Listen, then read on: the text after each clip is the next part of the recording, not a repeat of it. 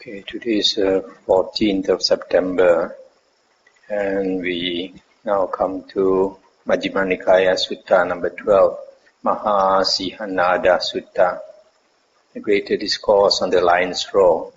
This sutta is fairly long. I think tonight we will probably have time only for one sutta, but it's a very inspiring sutta. You can see how much hardship the Buddhas have to undergo to attain enlightenment.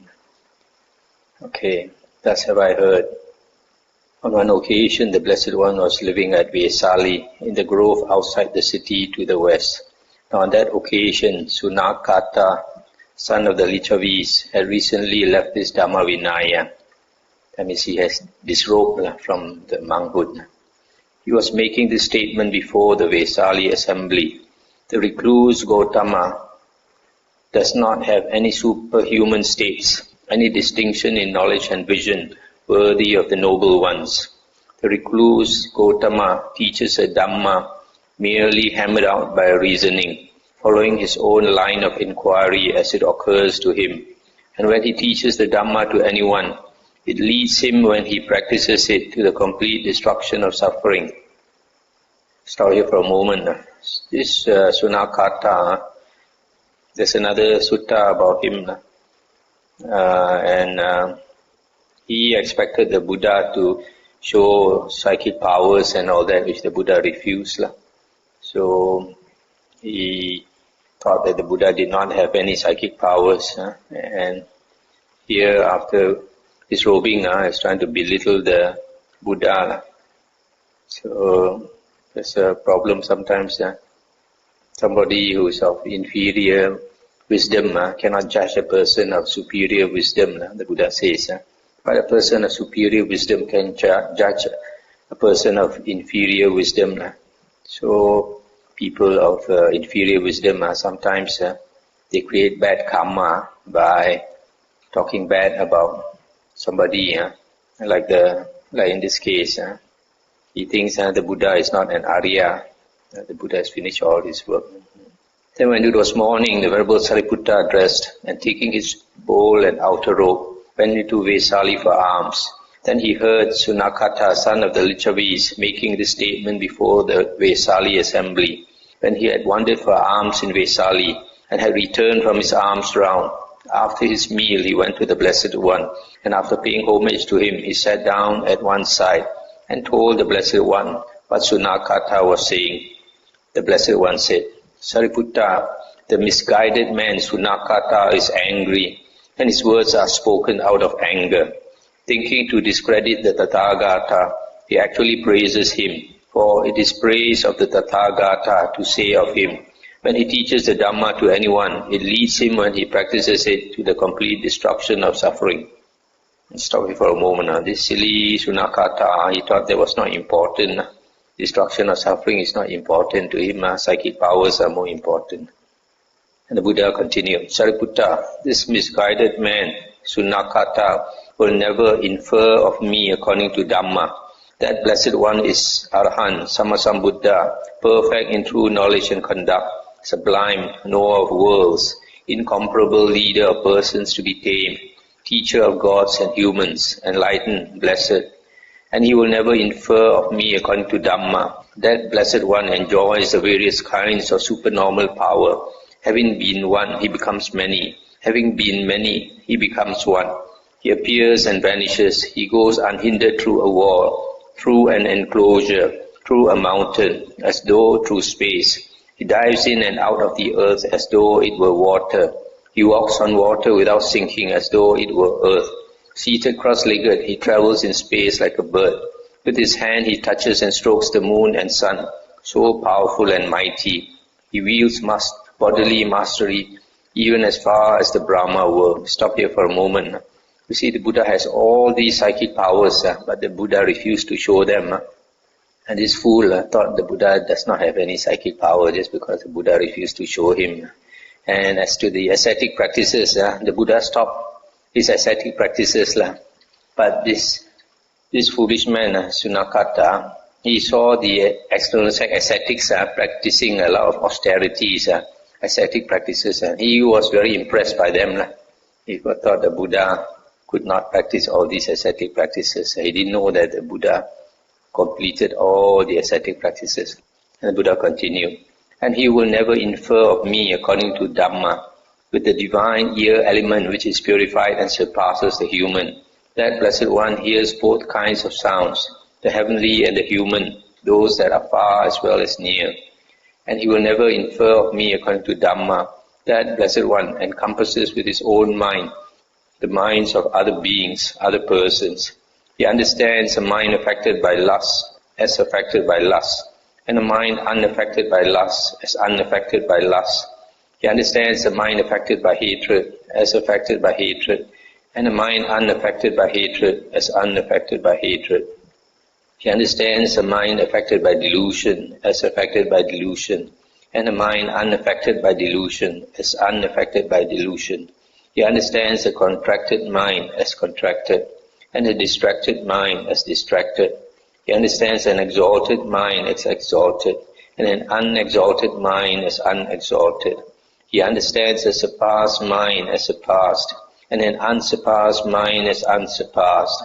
He understands a concentrated mind as concentrated, and an unconcentrated mind as unconcentrated. He understands a liberated mind as liberated, and an unliberated mind as unliberated. Sariputta, the Tathagata has these 10 Tathagatas powers, possessing which he claims the herd leader's place, roars his lion's roar in the assemblies, and sets rolling the wheel of Brahma. What are the 10? 1. Here the Tathagata understands as it actually is, the possible as possible, and the impossible as impossible. And that is a Tathagata's power that the Tathagata has, by virtue of which he claims the herd leader's place, roars his lion's roar in the assemblies, and sets rolling the wheel of Brahma. Number 2. Again, the Tathagata understands as it actually is, the results of actions, karma, undertaken, past, future and present, with possibilities and with causes. That too is a Tathagata's power. Number 3, again the Tathagata understands as it actually is, the ways leading to all destinations. That too is a Tathagata's power. Number 4, again the Tathagata understands as it actually is, the world with its many and different elements. That too is a Tathagata's power. Number 5, again the Tathagata understands as it actually is, how beings have different inclinations. That too is a Tathagata's power. Number 6, again the Tathagata understands as it actually is, the disposition of the faculties of other beings, other persons. That too is a Tathagata's power. Number 7, again the Tathagata understands as it actually is, the defilement, the cleansing and the emergence in regard to the jhanas, liberations, concentrations and attainments. That too is a Tathagata's power. Number 8, again the Tathagata recollects his manifold past lives, at least 1 birth, 2 births, 3, 10, 100, 1,000, 100,000, etc. Thus with the aspects and particulars he recollects his manifold past lives. That too is a Tathagata's power. Number 9, again with the divine eye which is purified and surpasses the human, the Tathagata sees beings passing away and reappearing, inferior and superior, fair and ugly, fortunate and unfortunate, etc. And he understands how beings pass on according to their actions or karmas. That too is a Tathagata's power. Number 10, again by realizing for himself with direct knowledge, the Tathagata here and now enters upon and abides in the deliverance by mind and deliverance by wisdom that are taintless with the destruction of the taints or asavas. That too is a Tathagata's power that the Tathagata has, by virtue of which he claims the herd leader's place, roars his lion's roar in the assemblies, and sets rolling the wheel of Brahma. The Tathagata has these 10 Tathagatas powers, possessing which he claims the herd leader's place, roars his lion's roar in the assemblies, and sets rolling the wheel of Brahma. Sariputta, when I know and see thus, should anyone say of me, the recluse Gotama does not have any superhuman states, any distinction in knowledge and vision worthy of the noble ones. The recluse Gotama teaches the Dhamma merely hammered out by reasoning, following his own line of inquiry as it occurs to him. unless he abandons that assertion and that state of mind and relinquishes that view, then as surely as if he had been carried off and put there, he will wind up in hell. Just as a monk possessed of virtue, concentration and wisdom would here and now enjoy final knowledge, so it will happen in this case, I say, that unless he abandons that assertion and that state of mind and relinquishes that view, then as surely as if he had been carried off and put there, he will wind up in hell. Sariputta, the Tathagata has these four kinds of intrepidity: fearlessness, possessing which he claims the herd leader's place, roars his lions roar in the assemblies, and sets rolling the wheel of Brahma. What are the four? Here I see no ground on which any recluse or Brahmin or God or Mara or Brahma or anyone else at all in the world could, in accordance with the Dhamma, accuse me thus. While you claim full enlightenment, you are not fully enlightened in regard to certain things. And seeing no ground for that, I abide in safety, fearlessness and intrepidity. I see no ground on which any recluse or anyone at all could accuse me thus. While you claim to have destroyed the asavas, taints, those asavas are undestroyed by you. And seeing no ground for that, I abide in safety, fearlessness and intrepidity. I see no ground on which any recluse or anyone at all could accuse me thus. Those things called obstructions by you are not able to obstruct one who engages in them. And seeing no ground for that, I abide in safety, fearlessness and intrepidity. I see no ground on which any recluse or anyone at all could accuse me thus. When you teach the Dhamma to someone, it does not lead him when he practices it to the complete destruction of suffering. And seeing no ground for that, I abide in safety, fearlessness and intrepidity. The Tathagata has these four kinds of intrepidity, possessing which he claims the herd leader's place, roars his lions roar in the assemblies, and sets rolling the wheel of Brahma. Sariputta, when I know and see thus, should anyone say of me, the recluse Gotama does not have any superhuman states, any knowledge any distinction in knowledge and vision worthy of the noble ones, etc., then he will surely wind up in hell. Sariputta, there are these 8 assemblies. What are the 8? An assembly of nobles, an assembly of Brahmins, an assembly of householders, an assembly of recluses, an assembly of gods of the heaven of the 4 great kings, an assembly of gods of the heaven of the 33, an assembly of Mara's retinue, an assembly of Brahmas. Possessing these 4 kinds of intrepidity, the Tathagata approaches and enters these 8 assemblies. I recall having approached many hundred assemblies of nobles, many hundred assemblies of Brahmins, many hundred assemblies of householders, many hundred assemblies of recluses, many hundred assemblies of gods of the heaven of the 4 great kings, many hundred assemblies of gods of the heaven of the 33, many hundred assemblies of Mara's retinue, many hundred assemblies of Brahmas. And formerly I had sat with them there, and talked with them, and held conversations with them. Yet I see no ground for thinking that fear or timidity might come upon me there. And seeing no ground for that, I abide in safety, fearlessness and intrepidity. Sariputta, when I know and see thus, should anyone say of me, the recluse Gotama does not have any superhuman states, then he will surely wind up in hell. Sariputta, there are these 4 kinds of generation or birth. What are the 4? Egg-born generation, womb-born generation, moisture-born generation, and spontaneous generation. What is the egg-born generation? There are these beings born by breaking out of the shell of an egg. This is called egg-born generation. What is womb-born generation? There are these beings born by breaking out from the caul. This is called womb-born generation. What is moisture-born generation? There are these beings born in a rotten fish, in a rotten corpse, in rotten dough, in a cesspit, in a sewer. This is called moisture-born generation. What is spontaneous generation? There are gods and denizens of hell, and certain human beings, and some beings in the lower worlds. This is called spontaneous generation. These are the 4 kinds of generation. I stop here for a moment. These 4 kinds of birth. The first one, the egg-born. sometimes called doubly born. Is born 2 times. First, the being is born in the egg. Then when he comes out of the egg, that is being born a second time. The second one is womb born. This breaking out of the caul. The caul is like a kind of covering. Yes, so when he's in the womb, it's like covered with a layer of flesh like that. So it will come out of that. And then this moisture born. Here, the Buddha talks about the lower type of moisture born beings. Those like worms, born in a rotten fish, in a rotten corpse, a rotten dough, in a cesspit, is a shit hole. But there is another type of moisture born, those born in heaven, maybe among the clouds. In fact, like earlier we read in the suttas about the Nagas, the Gandhabas and all that.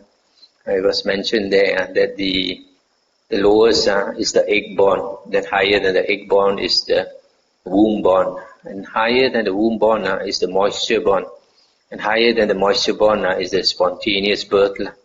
It does not have to go through any process immediately. It's born in heaven with the body of a god. So this moisture born here refers to a lower type of moisture born beings, but there are higher type moisture born beings in the heavens. So this spontaneous born are mostly gods and some hell beings, some certain human beings. This one we don't understand why there are certain human beings which are spontaneously born. That means they don't come out of the womb. So far we don't know of any like this. Sariputta, there are these 5 destinations. This is called Gati. Gati, these destinations of rebirth. What are the 5? Hell, animal realm, the realm of ghosts, human beings and gods. So in the original suttas, the Buddha always talked about 5 destinations of rebirth. But in the later books, like in the Abhidhamma and the Mahayana books, they talk about 6 destinations of rebirth. In Chinese, they say Liu Tao Lun Hui. Actually, originally, there's only these 5. They added one more as the Asuras. But the Asuras actually are heavenly beings. There's no Asuras lower than heavenly beings. And then the Buddha continued. I understand hell and the path and way leading to hell. And I also understand how one who has entered this path will, on the dissolution of the body after death, reappear in a state of deprivation in an unhappy destination, in perdition, in hell. I understand the animal realm and the path and way leading to the animal realm. And I also understand how one who has entered this path will, on the dissolution of the body after death, reappear in the animal realm. I understand the realm of ghosts and the path and way leading to the realm of ghosts. And I also understand how one who has entered this path will, on the dissolution of the body after death, reappear in the realm of ghosts. I understand human beings and the path and way leading to the human world. And I also understand how one who has entered this path will, on the dissolution of the body after death, reappear among human beings. I understand the gods and the path and way leading to the world of the gods. And I also understand how one who has entered this path will, on the dissolution of the body after death, reappear in a happy destination in the heavenly world. I understand Nibbana and the path and way leading to Nibbana, and I also understand how one who has entered this path will, by realizing for himself with direct knowledge, here and now enter upon and abide in the deliverance by mind and deliverance by wisdom that are taintless with the destruction of the taints or asavas. By encompassing mind with mind, I understand a certain person thus. This person so behaves, so conducts himself, has taken such a path that on the dissolution of the body after death, he will reappear in a state of deprivation, in an unhappy destination, in perdition, in hell. And then later on, with the divine eye, which is purified and surpasses the human, I see that on the dissolution of the body after death, he has reappeared in a state of deprivation, in an unhappy destination, in perdition, in hell, and is experiencing extremely painful, racking, piercing feelings. Suppose there were a charcoal pit deeper than a man's height, full of glowing coals, without flame or smoke, and then a man scorched and exhausted by hot weather, weary, parched and thirsty, came by a path going in one way only, and directed to that same charcoal pit. Then a man with good sight, on seeing him, would say, "This person so behaves, so conducts himself, has taken such a path, that he will come to this same charcoal pit." And then later on he sees that he has fallen into that charcoal pit and is experiencing extremely painful, racking, piercing feelings. So too, by encompassing mind with mind, I understand a certain person thus. This person so behaves, so conducts himself, that he will reappear in hell. To stop here for a moment. So this simile, for us to understand hell, is the simile of somebody fallen into a hole which is deeper than his height, so that he cannot climb out. And this hole is full of glowing charcoal coals, so that he's getting burned, and he's struggling to jump out of the pit, the hole. He cannot get out of the pit, and he's being burned, and every moment he's suffering. By encompassing mind with mind, I understand a certain person thus. This person so behaves, so conducts himself, has taken such a path, that on the dissolution of the body after death, he will reappear in the animal realm. And then later on, with the divine eye, which is purified and surpasses the human, I see that on the dissolution of the body after death, he has reappeared in the animal realm and is experiencing extremely painful, racking, piercing feelings. Suppose there were a cesspit deeper than a man's height, full of filth, and then a man scorched and exhausted by hot weather, weary, parched, and thirsty, came by a path going in one way only, and directed to this same cesspit.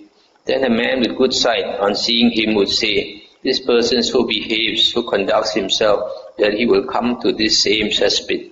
And then later on, he sees that he has fallen into that cesspit, and is experiencing extremely painful, racking, piercing feelings. So too, by encompassing mind with mind, I understand a certain person thus. This person so behaves, so conducts himself, that he will reappear in the animal realm.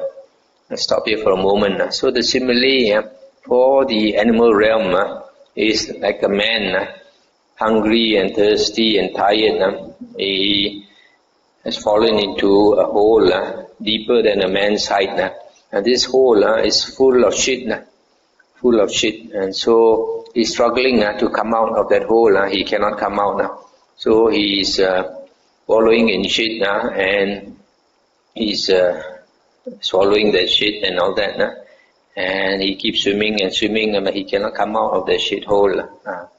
So the animal realm is also like that. Animal realm, they suffer a lot because they eat each other. Every moment they are scared. Every moment they are frightened. By encompassing mind with mind, I understand a certain person thus. This person so behaves, so conducts himself, has taken such a path, that on the dissolution of the body after death, he will reappear in the realm of ghosts.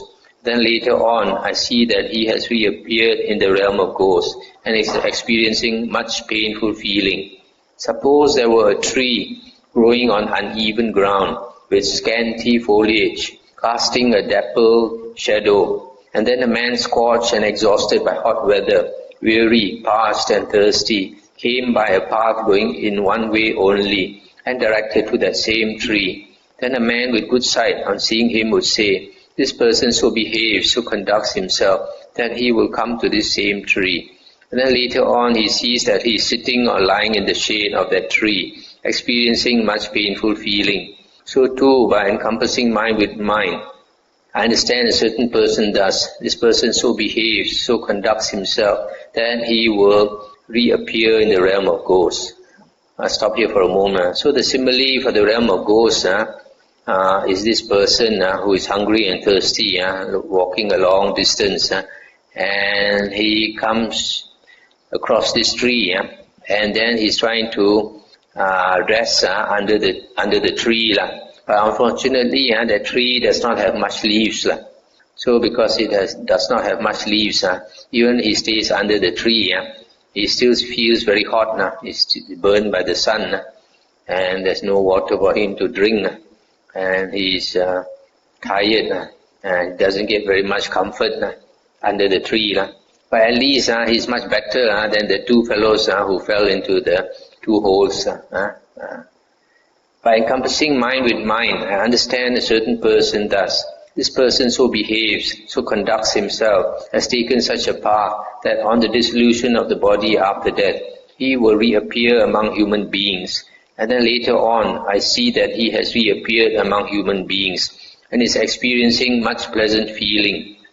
Suppose there were a tree growing on even ground with thick foliage, casting a deep shade, and then a man scorched and exhausted by hot weather, weary, parched and thirsty, came by a path going in one way only, and directed to that same tree. Then a man with good sight on seeing him would say, this person so behaves, so conducts himself, that he will come to this same tree. And then later on, he sees that he is sitting or lying in the shade of that tree, experiencing much pleasant feeling. So too, by encompassing mind with mind, I understand a certain person thus.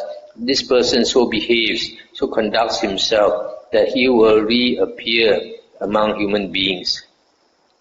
So this simile for human beings is that this man also hungry and thirsty and tired, he comes across a tree with a lot of leaves, and then happily he takes a rest under the tree, and he is no more beaten by the hot sun. Does not suffer so much, so he is able to rest under the tree. This is the simile for human beings. So you see, the ghost simile and the human being simile, the difference is not so much. Ghosts, they also rest under the tree. Only thing is the tree is don't have much leaves. Whereas for the human being, there's much leaves, so it's much more comfortable. By encompassing mind with mind, I understand a certain person thus. This person so behaves, so conducts himself, has taken such a path that on the dissolution of the body after death, he will reappear in a happy destination in the heavenly world. And then later on, I see that he has reappeared in a happy destination in the heavenly world and is experiencing extremely pleasant feelings. Suppose there were a mansion and it had an upper chamber plastered within and without, shut off, secured by bars with shuttered windows, and in it there was a couch spread with rugs, blankets and sheets, with a deer's skin coverlet, with a canopy as well as crimson pillows for both head and feet. And then a man scorched and exhausted by hot weather, weary, parched and thirsty, came by a path going in one way only, and directed to that same mansion. Then the man with good sight on seeing him would say, this person so behaves that he will come to this same mansion. And then later on he sees that he is sitting or lying in that upper chamber, in that mansion, experiencing extremely pleasant feelings. So too, by encompassing mind with mind, I understand a certain person thus. This person so behaves, so conducts himself, that he will reappear in the heavenly realm. So here, the simile for the heavens is like a man hungry and thirsty and tired. He comes across a huge bungalow, mansion. He walks inside the mansion. He finds it is very well supplied with all the comfortable things, nice bed and rugs and blankets and sheets and etc. So he jumps onto the big bed and takes a good rest. Probably that mansion also supplied with a lot of drinks and food and all that. During the Buddha's time, they didn't have aircon, otherwise they would have added aircon in the suttas. So this heavens is so much more comfortable. By encompassing mind with mind, understand a certain person thus. This person so behaves, so conducts himself, has taken such a path that by realizing for himself with direct knowledge, he here and now will enter upon and abide in the deliverance by mind and deliverance by wisdom that are taintless with the destruction of the taints.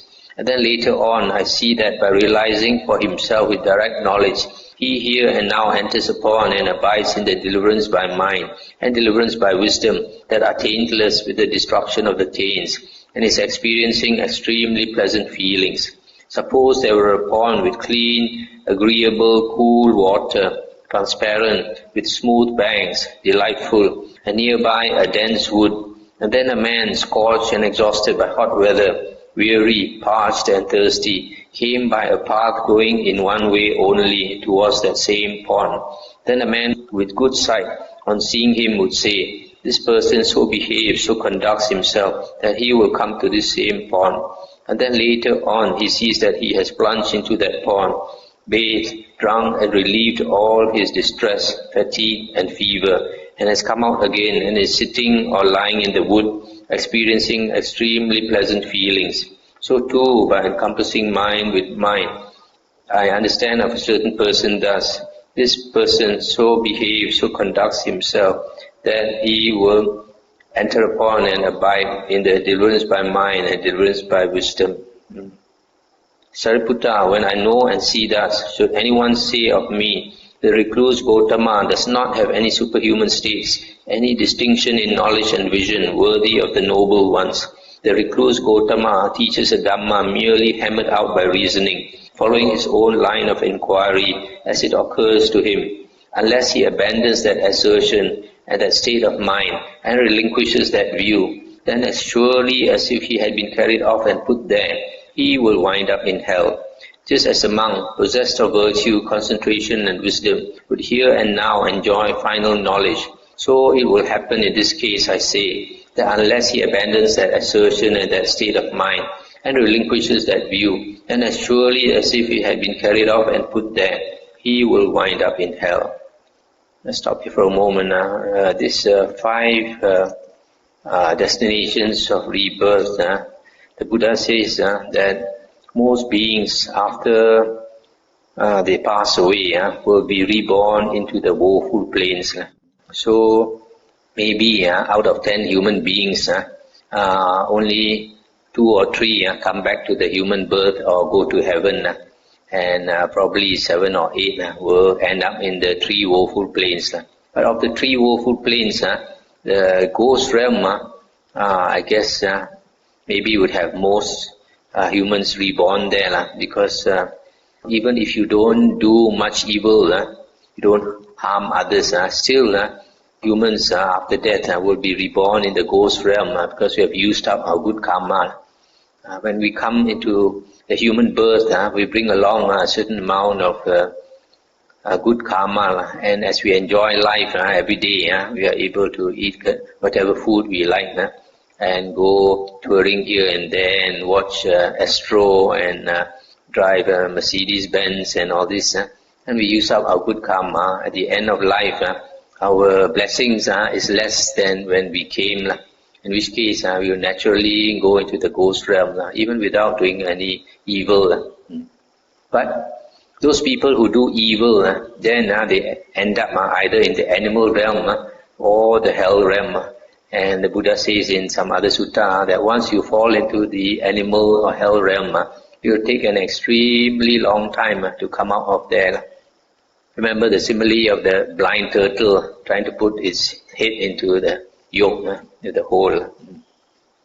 Sariputta, I recall having lived a holy life possessing 4 factors. I have practiced asceticism, the extreme of asceticism. I have practiced coarseness, the extreme of coarseness. I have practiced scrupulousness, the extreme of scrupulousness. I have practiced seclusion, the extreme of seclusion. Such was my asceticism, Sariputta, that I went naked, rejecting conventions, licking my hands, not coming when asked, not stopping when asked. I did not accept food brought or food specially made, or an invitation to a meal. I received nothing from a pot, from a bowl, across a threshold, across a stick, across a pestle, from 2 eating together, from a pregnant woman, from a woman giving suck, from a woman lying with a man, from where food was advertised to be distributed, from where a dog was waiting, from where flies were buzzing. Let's stop here for a moment. Now, some of these you may not understand why he does not accept food from a pregnant woman or a woman giving suck to a baby, or where a dog was waiting, where flies were buzzing. This is compassion without wisdom. When he saw, for example, a woman pregnant, he thought, if I take food from this woman, then she will have less to eat, and the baby in the womb will have less food. So he refused to accept. So similarly, when a woman is giving suck to the baby, then he thinks, if I accept food from the woman will have less food, and the baby will have less milk to drink. So he refused to accept. And when a dog was waiting, then he thought, if I accept this food, the dog may not have food to eat, and he refused to take. When the flies were buzzing, then he thought, if I accept the food, then the flies will have less food to eat. So all this is compassion without wisdom. I accepted no fish or meat. You see this, not accepting fish or meat, this vegetarian practice also is an external sect practice. It's not the Buddha's practice. So before he was enlightened, he was also practicing like the Brahmins. Refused to, or the Jains or Nigantas also were vegetarians, but not after the Buddha was enlightened, then he did not continue with such practice. I drank no liquor, wine or fermented brew. I kept to one house to one morsel. I kept to 2 houses to 2 morsels. I kept to 7 houses to 7 morsels. Let's stop here for a moment. This was an external sect practice. When they beg for their food, they go maximum 7 houses. If they don't get food after 7 houses, they go back. They're not supposed to go to more than 7 houses. And this has crept into Mahayana Buddhism. It's also mentioned in Mahayana Buddhism. And they go and beg for food, not more than 7 houses. I lived on 1 saucerful a day, on 2 saucerfuls a day, up to 7 saucerfuls a day. I took food once a day, once every 2 days, once every 3, up to 7 days, and so on up to once every fortnight. So you see, up to the extent 14 days, he only take food once. But when he eats, he will eat until he cannot eat anymore. And then after that, he has to starve for 13 days. I dwelt pursuing the practice of taking food at stated intervals. I was an eater of greens or millet or wild rice or hide parings or moss or rice bran or rice scum or sesame flour or grass or cow dung. In other words, at one time he eat only greens and he refused to eat any other thing. And then later he found he did not become enlightened in that way. Then he eat only millet and nothing else. And then he found he was not enlightened. And then he ate only wild rice. Similarly, he tried one thing after another. I lived on forest roots and fruits. I fed on fallen fruits. That means he lived in the deep forest without coming out, and only feed on the fallen fruits and the roots of plants. I clothed myself in hem mixed cloth, in shrouds, in refuse rags, in tree bark, using the tree bark as a robe, as a clothing, in antelope hide, in strips of antelope hide, in kusa grass fabric, in bark fabric, in wood shavings fabric, in head hair wool, in animal wool, in owl's wings. So instead of using cloth to make a robe, he used all these things to make a robe. And it's mentioned somewhere, I forgot where, maybe in the Vinaya books. You see all these different types of robes. The most uncomfortable was the one made of hair, using hair to to cover yourself.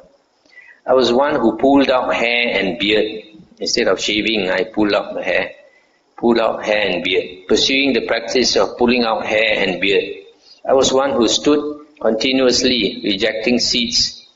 I was one who squatted continuously, devoted to maintaining the squatting position. I was one who used a mattress of spikes. I made a mattress of spikes my bed. This one like some of the yogis, a bed of nails, sleep on a bed of nails. I dwelt pursuing the practice of bathing in water 3 times daily, including the evening. And this one is a Hindu practice. They think they bathe themselves in the river, it wash away their sins. Thus, in such a variety of ways, I dwelt pursuing the practice of tormenting and mortifying the body. Such was my asceticism. Such was my coarseness, Sariputta, that just as the bole of a tinduka tree, accumulating over the years, cakes and flakes off, so too dust and dirt, accumulating over the years, caked off my body and flaked off. It never occurred to me, oh, let me rub this dust and dirt with my hand, or let another rub this dust and dirt off with his hand. It never occurred to me thus. Such was my coarseness. In other words, for years I never took a bath until all that, what we call that daki, or the dirt accumulated on the skin. Such was my scrupulousness, Sariputta, that I was always mindful in stepping forwards and stepping backwards. I was full of pity even for the beings in a drop of water thus. Let me not hurt the tiny creatures in the crevices of the ground. Such was my scrupulousness. This again, compassion to the extreme of having no wisdom. He thought, if we step on the water also, and there are tiny creatures inside there, might harm them. So wherever he stepped also, he was careful. Such was my seclusion, Sariputta, that I would plunge into some forest and dwell there. And when I saw a cowherd, or a shepherd, or someone gathering grass or sticks, or a woodsman, I would flee from grove to grove, from thicket to thicket, from hollow to hollow, from hillock to hillock. Why was that? So that they should not see me, or I see them. Just as a forest-bred deer, on seeing human beings, flees from grove to grove, from thicket to thicket, from hollow to hollow, from hillock to hillock. So too, when I saw a cowherd or a shepherd, etc., then I would flee. Such was my seclusion. So here, he was behaving like a wild animal. See any human beings come, quickly run away. I would go on all fours to the cow pens when the cattle had gone out and the cowherd had left them, and I would feed on the dung of the young suckling calves. As long as my own excrement and urine lasted, I fed on my own excrement and urine. Such was my great distortion in feeding. You see, the desire to become liberated was so intense for the Buddha that he tried everything, even eating cow shit and eating his own shit. How many people can do it? So it's not easy to become a Buddha. A Buddha is someone who has been an Arya before but has forgotten the Dhamma. All he knows that he must strive for enlightenment. But because he has forgotten all the Dhamma he learned, so he practiced in the wrong way also. He still continues practicing. So this type of practice, no wonder the Buddha said, a woman cannot become a Buddha. Woman can become an Arahant. Because a woman can learn the Dhamma and practice easier way. But a Buddha, because he has forgotten the Dhamma and there's no one to show him the way, he'll practice to the extent of nearly killing himself. That's why woman cannot become a Buddha. So feeding on your own excrement, even a dog also won't do that. I will plunge into some awe-inspiring grove and dwell there. A grove so awe-inspiring that normally it would make a man's hair stand up if he were not free from lust. When those cold wintry nights came during the 8 days interval of frost, I would dwell by night in the open and by day in the grove. In the last month of the hot season, I would dwell by day in the open and by night in the grove. And there came to me spontaneously this stanza never heard before. Chill by night and scorched by day, alone in awe-inspiring groves, naked, no fire to sit beside, the sage yet pursues his quest. So you see how hard the Buddha struggled. You can imagine now and then he'll think of his family, probably his tears will come down. But his determination was so strong, he still continued. I would make my bed in a charnel ground with the bones of the dead for a pillow, and the cowherd boys came up and spat on me, urinated on me, threw dirt at me, and poked sticks into my ears. Yet I do not recall that I ever aroused an evil mind of hatred against them. Such was my abiding in equanimity. So here he was trying to practice equanimity. Whatever people do to him, he just ignores it, just tolerates it. Sariputta, there are certain recluses and Brahmins whose doctrine and view is this: purification comes about through food. They say, let us live on kola fruits, and they eat kola fruits. They eat kola fruit powder, they drink kola fruit water, and they make many kinds of kola fruit concoctions. Now I recall having eaten a single kola fruit a day. Sariputta, you may think that the kola fruit was bigger at that time, yet you should not regard it so. The kola fruit was then at most the same size as now. Through feeding on a single kola fruit a day, my body reached a state of extreme emaciation. Because of eating so little, my limbs became like the jointed segments of vine stems or bamboo stems. Because of eating so little, my backside became like a camel's hoof. There was no backside. Because of eating so little, the projections on my spine stood forth like corded beads. Because of eating so little, my ribs jutted out as gaunt as the crazy rafters of an old roofless barn. Because of eating so little, the gleam of my eyes sank far down in their sockets, looking like a gleam of water that has sunk far down in a deep well. Because of eating so little, my scalp shriveled and withered as a green bitter gourd shrivels and withers in the wind and sun. Sometimes we see in the newspaper, famine in Africa, something like that. Because of eating so little, my belly skin adhered to my backbone. Thus, if I touched my belly skin, I encountered my backbone. If I touched my backbone, I encountered my belly skin. Because of eating so little, if I tried to ease my body by rubbing my limbs with my hands, the hair, rotted at its roots, fell from my body as I rubbed. No, his food was not nutritious, so he just rubbed the skin only, the hair would drop off. Sariputta, there are certain recluses and Brahmins whose doctrine and view is this: purification comes about through food. They say, let us live on beans. And the same way, they will take bean powder and they make all kinds of concoctions with beans. And similarly, let us live on sesamum, let us live on rice. And they eat rice powder, they drink rice water, and they make many kinds of rice concoctions. Now I recall having eaten a single rice grain a day. Sariputta, you may think that the rice grain was bigger at that time, yet you should not regard it so. The rice grain was then at most the same size as now. Through feeding on a single rice grain a day, my body reached a state of extreme emaciation. Because of eating so little, the hair rotted at its roots, fell from my body as I rubbed. So you see, the Buddha says that there are recluses and ascetics who think that purification comes about through food, the type of food you eat. And nowadays, even in Buddhism, you have people thinking like that, that by becoming vegetarians, you can purify yourself. It's not only in Buddhism, in other religions also you find, also they practice, there are some, they don't take certain types of food. So all this is coming from that perception that by controlling your food, there is some kind of purification involved. The Buddha says no, you don't purify your mind through your mouth. Yet, Sariputta, by such conduct, by such practice, by such performance of austerities, I did not attain any superhuman state, any distinction in knowledge and vision worthy of the noble ones. Why was that?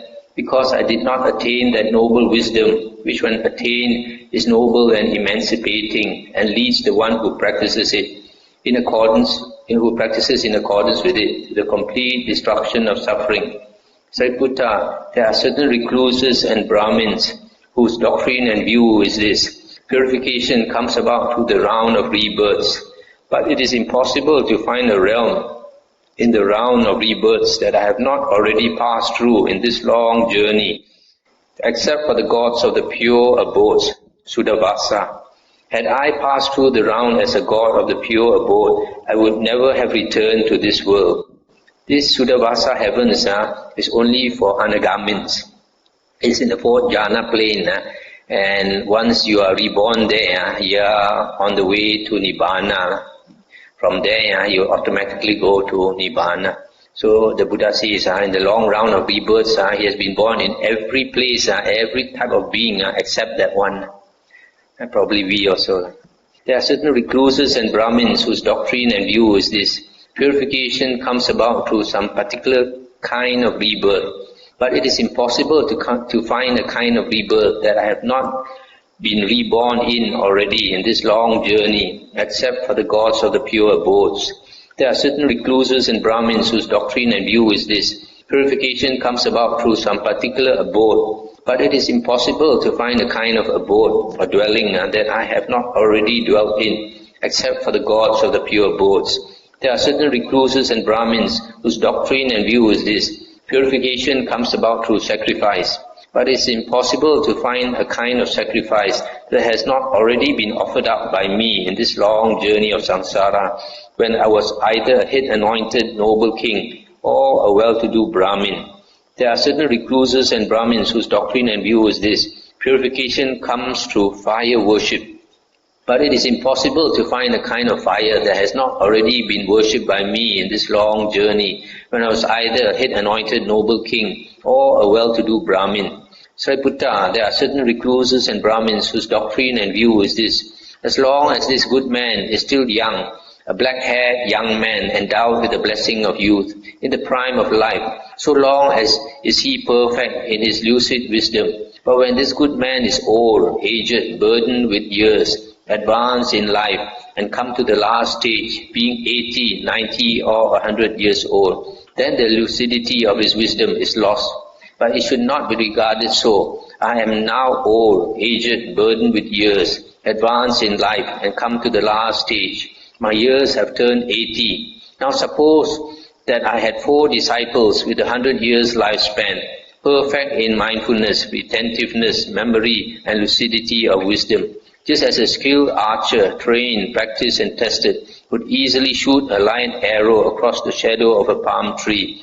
Suppose that they were, even to that extent, perfect in mindfulness, retentiveness, memory, and lucidity of wisdom. Suppose that they continuously asked me about the 4 Satipatthanas, and I answered them when asked, and that they remembered each answer of mine, and never asked a subsidiary question, or paused except to drink, eat, consume food, taste, urinate, defecate, and rest in order to remove sleepiness and tiredness.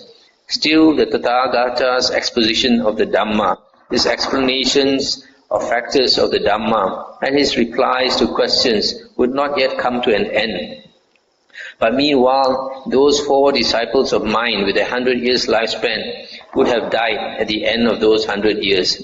Sariputta, even if you have to carry me about on a bed, still there will be no change in the lucidity of the Tathagata's wisdom. Rightly speaking, were it to be said of anyone, a being not subject to delusion has appeared in the world for the welfare and happiness of many, out of compassion for the world, for the good welfare and happiness of gods and humans. It is of me, indeed, that rightly speaking this should be said.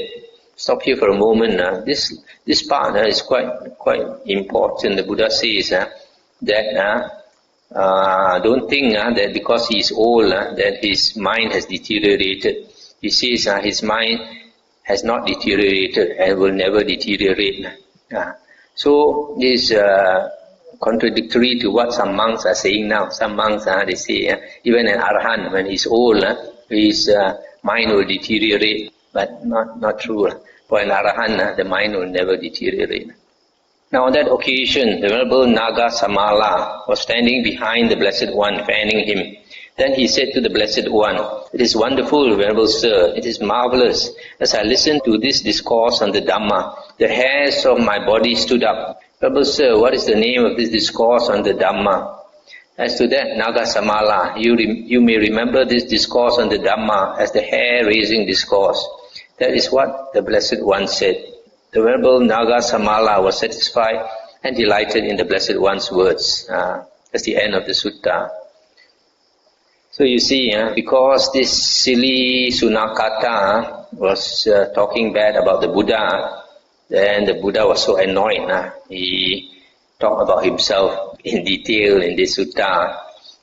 You can see he brought his lion's roar. That's why this discourse is called the Greater Discourse on the Lion's Roar. The Buddha said all those things about himself that previously he did not want to, what we call Chui Lapa.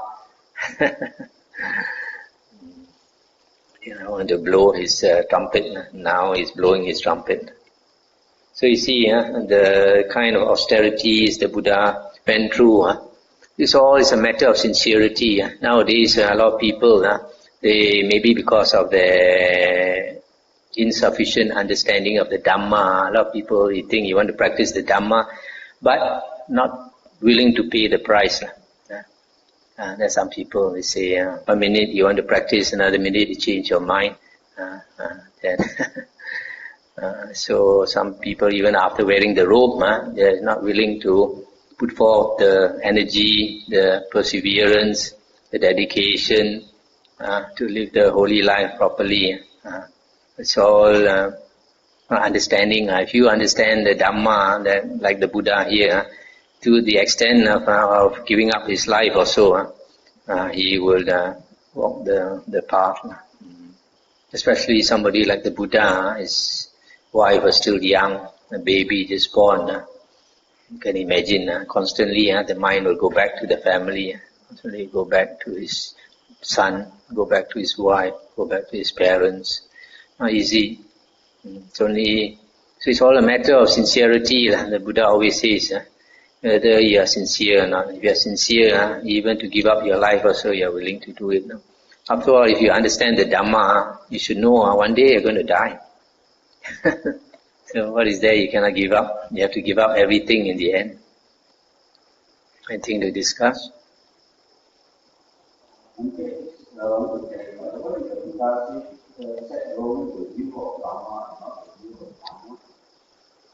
Let me look at that again. I guess in the Indian tradition, they talk in that way. Let's see what the footnote 181 says. Wheel of Brahma is the supreme, best, most excellent wheel. The wheel of the Dhamma. We're supposed to be similar. In the Indian tradition, among the gods, I think the highest they know is Brahma. So when you see the wheel of Brahma is the most excellent, there's no higher. The Buddha would say, as a person enters into this path, say the old way in the path of meditation, as enter the path, after the definition of the body, we go and say, for example, we enter the path of health, the five transformations. Okay.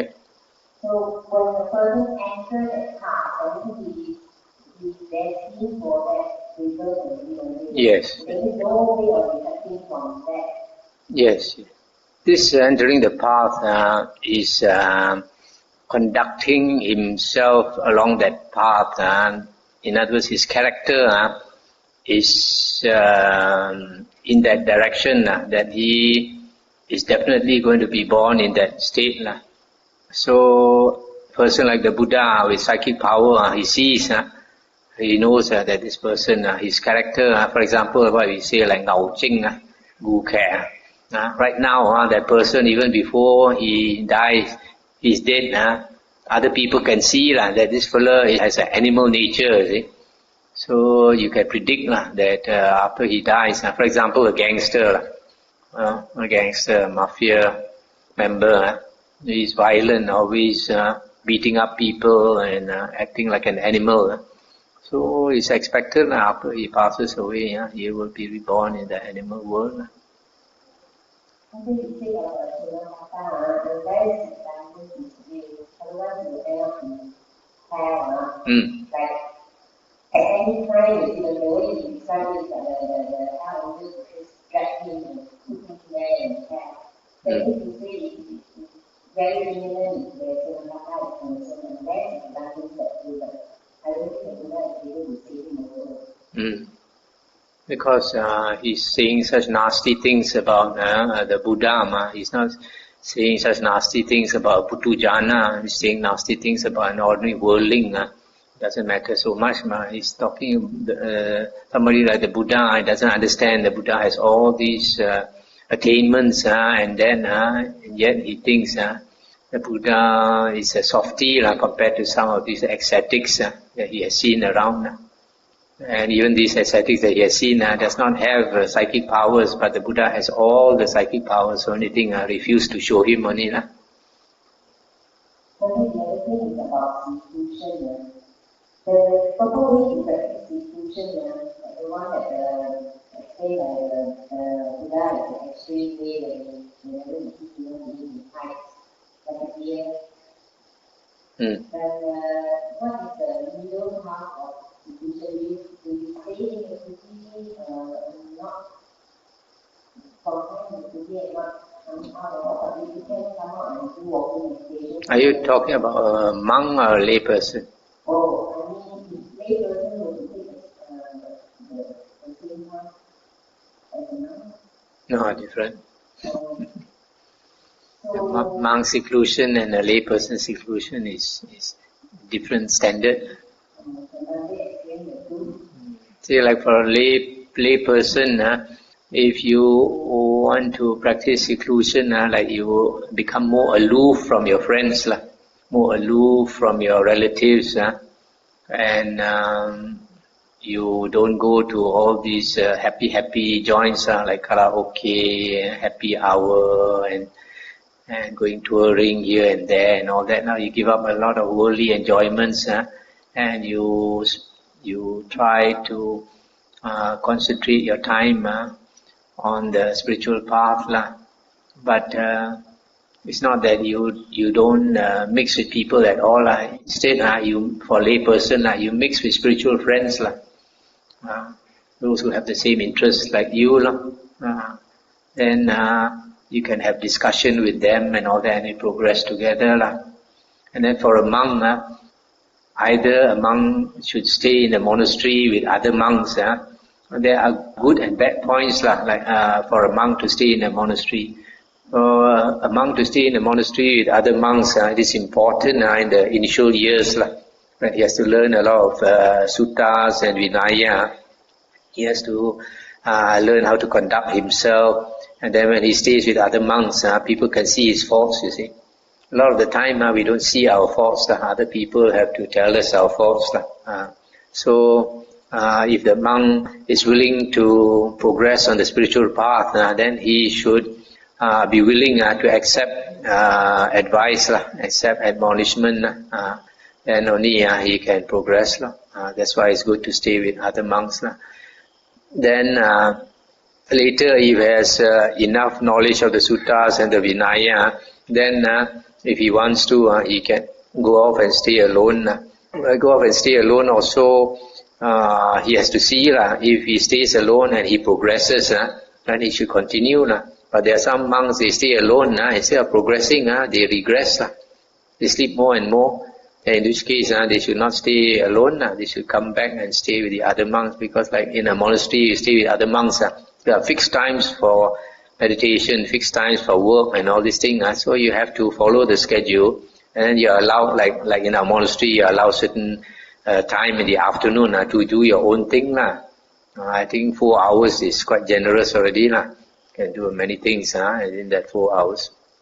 And other times you have to follow the schedule. So there is a certain amount of discipline, you see. There are some certain monks, they don't like to stay with other monks because they want to be independent. Do their own thing.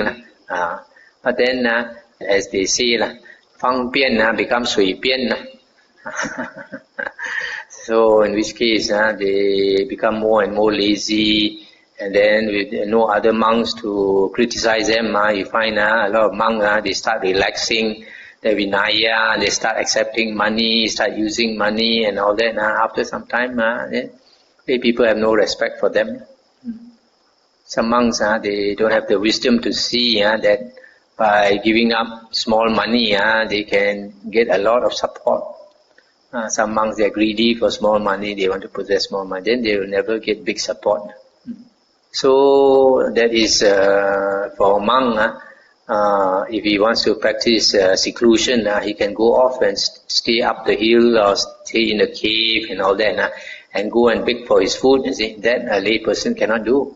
The most a lay person can do is to hide yourself in your room. You take your room to be your cave, and seldom come out. This is something that I admire in some Indians. They have in their house several rooms. They make one room their prayer room, their meditation room. They don't allow the wife and children to go inside that room.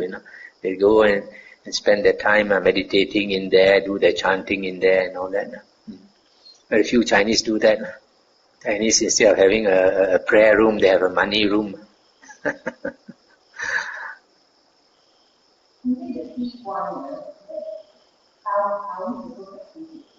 Yes. Yes. For them, it's like the Mahayana Pikwan. They go into, for example, a room or a building, and they get somebody to seal the door. They cannot come out for, say, like 1 year. Like for the Tibetans to be called a Lama, they have to go into seclusion for 3 years, 3 months, 3 weeks, 3 days. Then only they can be called a Lama. But then, in that way, like you try making a vow, you go inside there. But then sometimes may not work, be working well for you, So if you continue to stay there, say like for example, you get somebody to seal you inside a building, and you make a determination to stay for 3 years. After half a year, you find you're not progressing, and you cannot progress. So if you continue to stay there, you'll be wasting 2.5 years. That's what come out. So like the Theravada way is more flexible. You go and stay in a certain place, then you see if after half a year you find you're making progress, then you keep staying there. Don't leave the place. You can stay there 10 years, 20 years, 30 years, even better. The Buddha says if you stay in a certain place and you are making progress spiritually, then you should not leave the place. One of the suttas, Nagara Vindaya Sutta in the Majjhima Nikāya, the Buddha went to a certain place and then he asked the people, what type of monks are worthy of respect, what type of monks are not worthy of respect. And they did not know how to answer. And the Buddha says, a monk who stays in a secluded area, a forest area, the type of monk is worthy of respect, not a monk who stays in the town, the cities. So the Buddha said, why? Because a monk who stays in a secluded place, the forest or cave and all that, there are no sights for him to enjoy, no sounds, no taste, touch, etc. In other words, there's no worldly pleasures for him to enjoy. So the fact that he can continue to stay there shows his sincerity to practice the holy path. Whereas another monk stays in the town monasteries, usually he wants to have a good life. So then the Buddha said, if the monk stays in such a secluded place, then you can say either he's already an arahant or he's walking the path to become an arahant. So it's worthy of respect. The same way the Buddha said, what type of place is suitable for a monk? Buddha says, if a monk stays in a certain place and he's making progress, then even if the food and all the requisites are very hard to get, still he should stay in that place. And if the food and all that, the requisites are easy to get, and he's still making progress, then even the more reason to stay there. And the Buddha says, if a monk is making progress, he should stay in that place. Even if the abbot tries to kick him out also, he should refuse to go if he's making progress there. And stay there until the end of his life. One of the suttas is stated. Okay, when for Theravadas, once go in institution, he will be 5 private or so that can provision in the Dhamma? This depends on the monastery. Different abbots have different policy. But I would think that to encourage monks to practice hard, then even a monk is new, you can let him have 1 or 2 weeks seclusion. Only if a monk is more experienced, then he can handle longer periods. A lot of people, the idea of seclusion is sounds very attractive. But when they go into the seclusion, when you go into seclusion, you are fighting with Mara. And a lot of the time, you really get clobbered by Mara. You think you want to clobber Mara, but Mara will clobber you. Because you practice, you try to be strict, you try to meditate, you try to sleep less and all that, then you become so tired that when you fall asleep, instead of sleeping 6 hours, you sleep 12 hours. Because last night you only slept 2 hours. So it's not easy.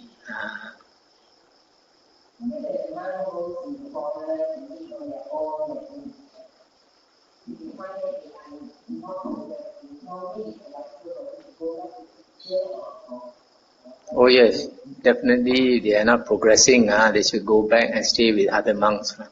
Not all monks are qualified to stay alone. A lot of monks think they see other people staying alone, they also want to stay alone. Because if a monk wants to stay alone, he has to be extremely disciplined, very, very disciplined. Otherwise, he will spend his time sleeping, lazy. Because nobody is watching you. But actually there are spirits watching you. So if you're not practicing well, sometimes you get disturbed.